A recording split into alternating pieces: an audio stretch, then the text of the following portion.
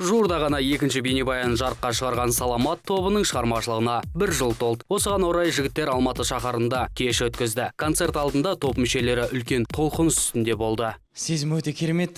Бұл сезімді енді сөзбен айтып жеткізу мүмкін емес. Қобалжу да бар. Бірақ та енді дайындық үстінде көп жұмыс істедік. Сол себепті біз дайынбыз деп сенемін. Настрой енді ұрып тұр енді қазір. Ұрып тұрған настроймен сахнаға аттанды.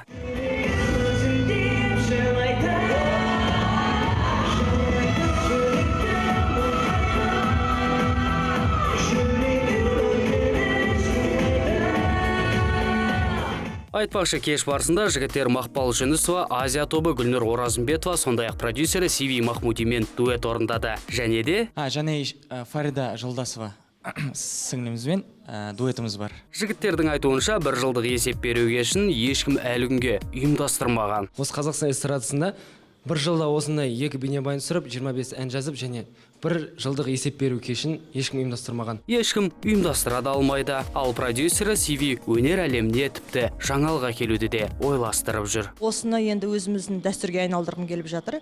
Бүгін 1 жылдық кешіміз болса, иншалла 2-ші жылы 2 жылдықты 2 күндік кешпен өткізім келеді. 3 жылдықты 3 күндік кешпен. Соны көбейтіп, менде жұмыс жасаған уақытта соны 3 жылдық, 4 жылдық деп 4 күн, 5 күн, 10 күнге дейін жеткізім келеді. Ендеше ойыңыз жүзеге ассын. Алла Саламат тобына шығармашылық табыс тілейміз.